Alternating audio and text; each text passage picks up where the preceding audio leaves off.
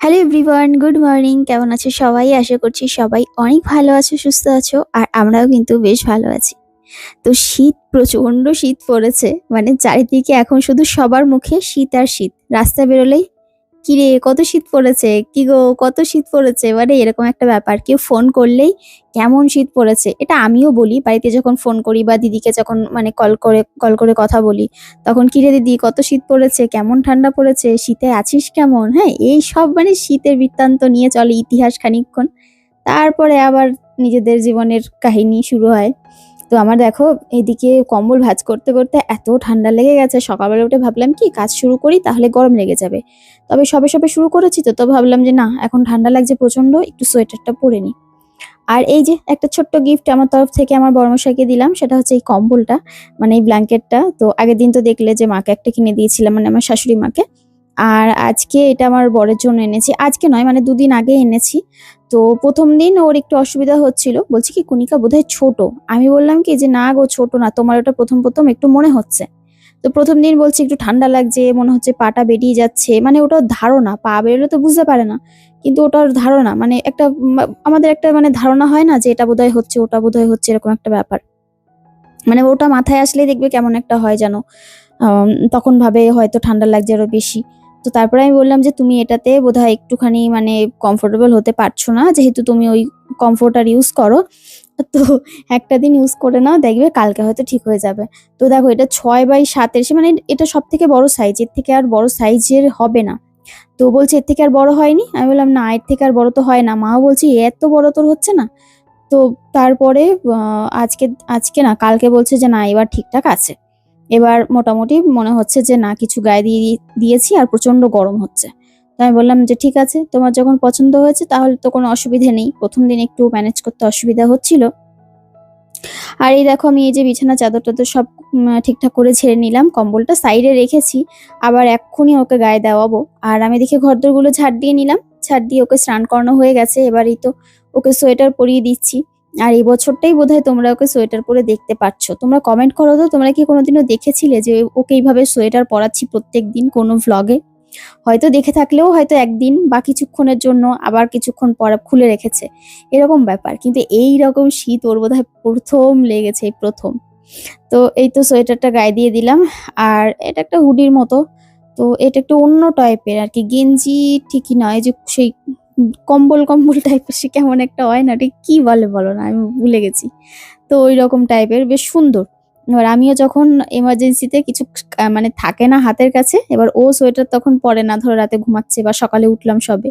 ওর ওইটা হাতের কাছে পাই, ওটাকেই পরে নিই। তো যাই হোক, এদিকে এবার দেখো ওকে কম্বল-টম্বল দিয়ে মুড়ি দেবো। তার আগে ভাবলাম যে না, হাত পা একটুখানি তেল-টেল মাখিয়ে দিই। তাহলে হাত পা গুলো টান ধরবে না। শীতকালে না প্রচন্ড যখন ঠান্ডা পড়ে আর ওই যে পা গুলো খালি থাকে, তো এখন তো ব্ল্যাঙ্কেট দেয়, ঠিক আছে। আর অন্যান্য সময় পা গুলো খালি থাকে আর কেমন একটা সাদা হয়ে যায়। তো এই তো আমাকে বলছে, "কম্বলটা তাড়াতাড়ি দাও, ঠিকঠাক করে ভাঁজ করে।" তো ওর কথা মতোই কম্বলটা দিয়ে দিলাম। দিয়ে এবার ও বলছে, "এদিকে না, ওদিকে না", এইরকম করতে থাকে। জানো না, মানে মনের মতো সবকিছু হবে। তো এই যে এই দিক থেকে ভাঁজ করে দিলাম, আবার এই পাশ থেকেও খানিকটা ভাঁজ করে দিলাম। সকালে ভ্লগের শুরুতেই দেখলে আমার মেয়েকে ওই ঘর থেকে উঠিয়ে এই ঘরে পাঠালাম যে, "তুই যা ওই ঘরে গিয়ে পড়।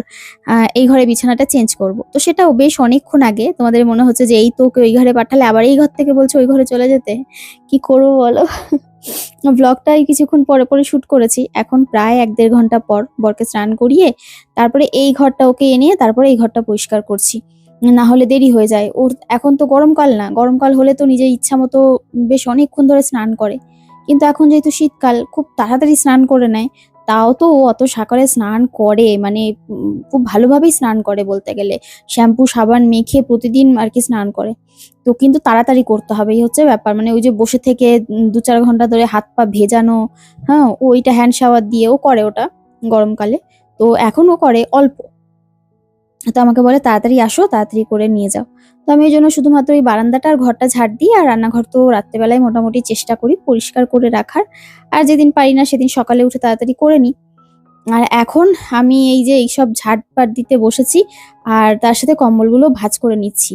কিন্তু আমার এত হাঁপিয়ে গেছি, মানে খানিকক্ষণ এখানে বসেই নিলাম। হাতগুলো পুরো ব্যথা হয়ে গেছে। ভাবো তো, সকাল থেকে এই হাত দুটো দিয়ে কত কাজ করতে হয়। সংসারের যাবতীয় কাজ এই হাত আর এই পা। মানে বরকে টানা হেঁচড়া করা, তারপরে ওকে জায়গায় বসানো, বাথরুমে নিয়ে যাওয়া, আবার হুইল চেয়ার থেকে এনে ঘরে বসানো। তো হ্যাঁ, যাই হোক, তারপরে আবার এই ৩-৪ খানা কম্বল ভাঁজ করা। মানে এই ঘরে ৩ টে আর ওই ঘরে হচ্ছে ১ টা। আগে তো ৩ টে ছিল, এখন আবার ৪ টে হয়ে গেছে। যেহেতু ২ টো কম্বল আর এখন ৩ টে হয়েছে। আর একটা হচ্ছে কমফোর্টার। তো আমি আবার এই কমফোর্টারটা গায়ে দিচ্ছি। আর মেয়ে শুয়েছিল, তো মেয়ে হচ্ছে একটা কম্বল গায়ে দিয়েছিল। আর পেস্তা কি করে জানো তো? যখন আমি আর মেয়ে শুই তখন আমাদের দুজনের কম্বলের মাঝখানে পুরো লম্বা হয়ে শুয়ে থাকে, যাতে আমরা কেউ ওই কম্বলটা না পাই। তো ওই জন্য ওকে আবার একটা আলাদা। তো এদিকে দেখো, আমি একটা জিনিস কিনে এনেছিলাম মেলার থেকে, সেটা তোমাদের দেখানো হয়নি। এই টেবিলের একটা কভার। কবে থেকে ভাবছি একটা সুন্দর দেখে কভার কিনবো, যাতে অনেক দিন থাকে। মাঝখানে একটা কেনা হয়েছিল, তবে ওটা মানে এরকম কাপড়ের নয়। আর এরকম ট্রান্সপারেন্ট কভারও এনেছিলাম, তবে সেটা আমার ছিঁড়ে গেছিল। তো এরকম ইচ্ছা ছিল বেশ কয়েকদিন ধরে। আজকেই ফাইনালি আগের দিন এনেছি, আজকে পেতে দিলাম। ১ম এ ওই সাদা একটা কভার পাতলাম। ওটা 6 সিটার টেবিলের, তবে আমি গোল আনিনি। আমি ওই ইচ্ছা করেই লম্বাই এনেছি। মানে ৪ কোণ আরকি। ওটা দেখতে ভালো লাগে। গোলটাও ভালো লাগে। তবে এই টেবিলে গোলটাও হয়, চৌকাটাও হয়। তো অন্যান্য কাজেও লাগবে পরবর্তীকালে, যদি নতুন আবার আনি কখনো। তো ভাবলাম যে না, তাহলে এইভাবেই নিই। তো কেমন লাগছে আমাকে জানিও। আমার সাদা কালার গুলো না খুব প্রিয় লাগে। মানে সাদা কালারটা খুব প্রিয়, এখন অন্তত। চারিদিকে সাদা, সাদা কালারটা এত সফট লাগে, ভালো লাগে বেশ। আর বাচ্চাদের ক্ষেত্রে পিঙ্ক কালার, স্কাই কালার ঠিক আছে। আর এমনি মানে যে ডার্ক কালার গুলো হয়, সেগুলো তো ব্ল্যাক আমার খুবই ভালো লাগে। তবে ব্ল্যাকটা এখন আমি আমার ঘরে কোথাও দেখবে না সেভাবে ইউজ হয়। শুধুমাত্র পেস্তার জন্য। মানে ওর যেখানে অসুবিধা সেই জিনিসগুলো আমি সবসময় এভয়েড করে চলার চেষ্টা করি। আমি একটা ছোট্ট কথা না বলে পারছি না আজকের ভ্লগে। আমি এরকম অনেককে দেখেছি যারা তাদের কুকুরকে, মানে বাড়ির পেটকে, এটা আমার বলা ঠিক হবে কিনা জানি না। তবুও যেহেতু আমার এটা নিজের ভ্লগ চ্যানেল, নিজের পার্সোনাল মতামত এখানে আমি শেয়ার করি তোমাদের সাথে। তো সেখান থেকে আজকে বললাম, তোমরা আমাদের পেজটাকে দেখো তো, সব দিক থেকে ওর যাতে অসুবিধা না হয়, সেইভাবে আমরা চলার চেষ্টা করি। সমস্ত কিছু মানে ওর খাওয়া, ওষুধ, ওর চেকআপ, ওর সমস্ত কিছু মানে A to Z, মানে আমার হোক না হোক, আমাদের হোক না হোক, বাচ্চাগুলো আর ওর কিন্তু কোনো জিনিসে কমতি থাকে না। তো সেই জায়গা থেকে আমি এটা মানে খারাপই লাগছে। আমি ২-১ জনের ভ্লগে, ভিডিওতে দেখেছি, হ্যাঁ? YouTube, Facebook এ। মানে এই এত শীত, তাদের কুকুরগুলোকে হয় ঘরের এক কোণে, নয়তো একটা আলাদা ঘরে রেখে দেয়। বা এমনও দেখেছি তাদের কুকুর তাদের কম্বলের ওপর উঠে গেলে লোম ভরবে বলে কুকুরকে কম্বলের ওপর ধারে কাছে যেতে দেয় না। মানে তোমরা ভাবো, আমরা বলি যে একটা কুকুর আনছি মানে তারা আমাদের সন্তান। বাড়িতে একটা পেট আনছি বলে তারা আমাদের সন্তান। কেউ যদি তাকে কুকুর বলে তখনও অনেক সময় খারাপ লাগে আমাদের। কারণ আমরা বলি ওর একটা নাম আছে, নাম ধরে ডাকো। আমি তো এটা অনেক সময় আগে বলেছি বলে মানে বলে ফেলি আরকি। তো যাই হোক, সরি, সেই জায়গা থেকে আমি যখন আমার পেস্তা রাত্রেবেলা ঘুমায়, হ্যাঁ? অনেক সময় এরকম হয়, ওর যখন খুব গরম লেগে যায় না, তখন ওই কম্বল গায়ে দিতে গরম লেগে যায়। তখন কম্বলের ওপরে উঠে শুয়ে পড়ে। আবার ওই কম্বলের ওপরে উঠে যখন কিছুক্ষণ শোয়, তখন আবার কাঁপতে থাকে। তো আমি আমার মেয়েকেও যেরকম রাত্রেবেলা বারবার উঠে কম্বলটা গায়ে দিই, ঠিক ওকেও সেইভাবে ওর কম্বলটা বারবার উঠে গায়ে দিই। আমি ভাবি যে আমি এতটা কেয়ার করি, এতটা কেয়ারিং, আর যারা কুকুরগুলোকে মানে তাদের পেটকে নিজেদের ধারে কাছে বিছানায় উঠতে দেয় না, এই শীতকালের দিন একটা ঘরের মধ্যে আটকে রাখে, সারাদিন তাদেরকে একটু আদর করারও সময় হয় না, তাদেরকে কি করে নিজের সন্তান বলে তারা দাবি করে? আমার এটাই বড় একটা প্রশ্ন। মানে একটা প্রাণ তো তারা, তাদেরকে একটুখানি আদর করে না, যদি যত্ন করো, মানে যত্নও দরকার নেই, তাদেরকে একটু আদর করবে, ভালোবাসবে, দেখবে রাস্তার যে স্ট্রিট ডগগুলো, আমাদের ইন্ডিয়ান ডগগুলো, তারাও তোমাকে চিনবে। আমি যখন রাস্তা থেকে আসি তখন প্রতিদিন মেয়েকে স্কুল দিয়ে আসার সময় বা এদিক ওদিক কখনো যখন বেরোই, আমার সেই ১০-১২টা আছে। তোমাদেরকে একদিন পুরো ভিডিও দেখাবো একটা। মানে একদম আমাদের গলির মুখ থেকে শুরু করে একদম ওই টোটো ধরি ওই রাস্তা পর্যন্ত। প্রত্যেকটা ডগ আমাকে চেনে, প্রত্যেকটা। যখনই যাবো না, লেজ নাড়াতে, নাড়াতে গায়ের ওপর উঠবে আর কি কান্না করবে জানো না? ওদেরকে খেতে দিতেই হবে। মানে না দিলে, আর সবাই জানে, ওখানে সবাই চেনে যে এই ভদ্রমহিলা এসেছে মানে এবার ওদেরকে খাওয়াবে। তো ওদেরকে একটুখানি ভালোবাসলে আমার মনে হয় এমন কিছু আসবে যাবে না। শুধু একটু আদর আর একটু খাওয়া। এর থেকে বেশি ওরা কিছুই চায় না। আর তো যাই হোক, এগুলো দেখে খুব খারাপ লাগে, যারা নিজের বাড়িতে পয়সা দিয়ে পেট কিনে বা কুকুর কিনে তারা তাদেরকে এতটা অবহেলা করে। মানে সত্যিই ভীষণ খারাপ লাগে। তো যাই হোক, এই গেল ইতিহাস। এইগুলো দেখলে হাসবো না কাঁদবো বুঝে পারি না। হাসার তো কোনো অপশনই নেই। প্রচন্ড খারাপ লাগে। তবে প্রচন্ড খারাপ লাগলেও কিছু করার নেই। চোখ দিয়ে দেখতে হবে, কান দিয়ে শুনতে হবে। আর এই ভালো না লাগলে চোখটা বন্ধ করে রেখে দিতে হবে। এটাই তো আমাদের মানে পরিবেশ, তাই না? যাই হোক, তো আমার ভ্লগে আমি যেটুকুনি বলতে পারি, সবাইকে রিকোয়েস্ট করতে পারি যে অন্তত এই ৪ পেয়েগুলোকে এনে বাড়িতে কষ্ট না দিয়ে তাদেরকে একটুখানি ভালোবাসলে মনে হয় এমন কিছু চলে যায় না। আমাদের সোনাদানা তারা নিতে আসে না, তারা একটু ভালোবাসা নিতে আসে। ব্যাস, তারা কোনো না কোনো জন্মে কোনো না কোনো সম্পর্ক ছিল আমাদের তাদের সাথে। যদি জন্ম মানে পরজন্ম, আগের জন্ম বিশ্বাস করো, সেই কর্মফল থেকেই তারা আমাদের সাথে এসে যুক্ত হয়। তো আমরা যদি তার সাথে খারাপ ব্যবহার করি, পরবর্তীকালে আমাদের সাথেও ঠিক তেমনটাই হবে। যাই হোক, এদিকে দেখো আমি আজকে রান্না করছি আলুর দম, আলুর তরকারি। এক নাগাড়ে আজকে বকে গেলাম, কিন্তু কিছু কথা না মানে ভীষণভাবে বলতে ইচ্ছা হয় মাঝে মাঝে, তখন একদম নিজেকে আটকাতে পারি না। আমি যতটা চেষ্টা করি নিজের একদম, দেখো তো আমি সাদামাটা টাইটেল, সাদামাটা ভ্লগ, আমার ভিউজ কোনো কিছু নিয়ে আমি কোনো দিকে না তাকিয়ে আমি শুধু এখন নিজের কাজ করে যাই, নিজে খেটে যাই।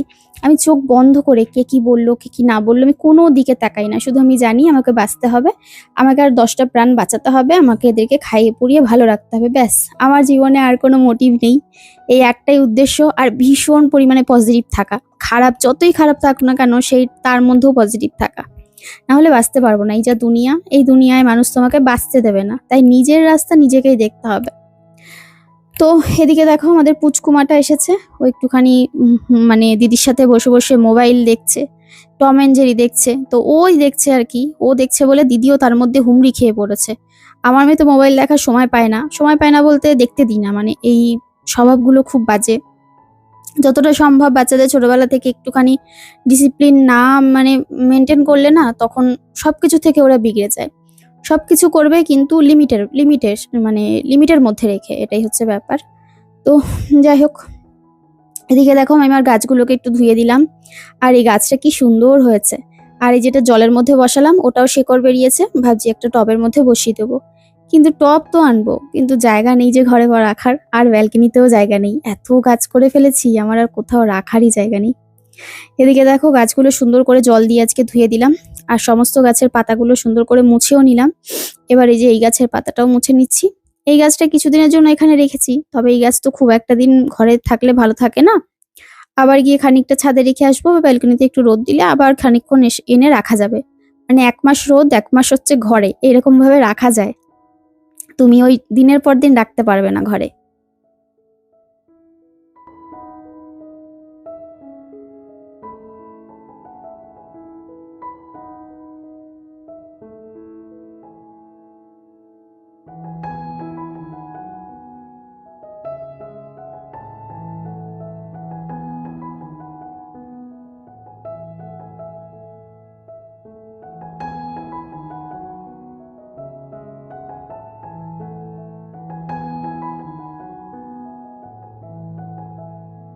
রান্না হয়ে গেছে, আর আমি অনলাইন থেকে কিছু বাজার করেছিলাম। তো এই যে ভ্লগটা দেখতে পাচ্ছ, এই ভ্লগটা কিন্তু আগের দিনের ভ্লগ। মানে তোমরা যেটা আগের দিন পেয়েছিলে সেটা পুরো একদম ফ্রেশ ভ্লগ ছিল।